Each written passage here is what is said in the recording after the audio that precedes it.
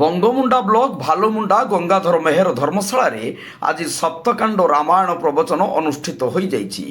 এই প্রবচন পূর্বতন সরপঞ্চ উপেন্দ্র মেহেরଙ୍କ নেতৃত্বে প্রভুদাস শ্রী ଅନନ୍ତ ଚରଣଙ୍କ ମୁଖାରବିନ୍ଦରୁ ଭକ୍ତିମୟ ଆଧ୍ୟାତ୍ମିକ ପ୍ରବଚନ ଶ୍ରୀରାମ କଥା ପାଇଁ ବହୁ ଆଡ଼ମ୍ବରରେ ଆରମ୍ଭ ହୋଇଥିଲା।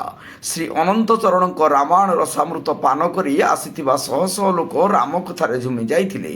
ଏହି ରାମକଥା 7 ଦିନ ଧରି ଚାଲିବ ବୋଲି ଗଙ୍ଗାଧର ମେହେର ଧର୍ମଶାଳାର ସଭାପତି ସୁନୀଲ ମେହେର ପ୍ରକାଶ କରିଥିଲେ। ଏଥିରେ ଗୋପାଳ ମେହେର, ସୁଧୀର ମେହେର, ସୁନୀଲ ମେହେର, ପିଣ୍ଟୁ ମେହେର, ଆଲୋକ ମେହେର ଓ ବବଲୁ ମେହେର ତଥା ମେହେର ଧର୍ମଶାଳାର ସମସ୍ତ କର୍ମକର୍ତ୍ତା ଉପସ୍ଥିତ ରହିଥିଲେ। ବଙ୍ଗମୁଣ୍ଡାରୁ ରାଧାଶ୍ୟାମ ମେହେରଙ୍କ ରିପୋର୍ଟ, ଜନତା ଏକ୍ସପ୍ରେସ।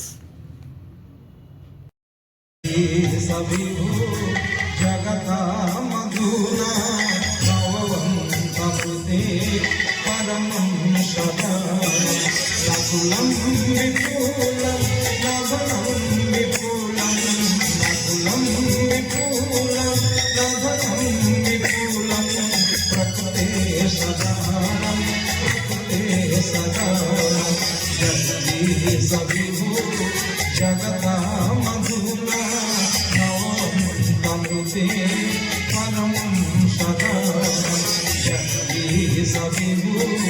जगता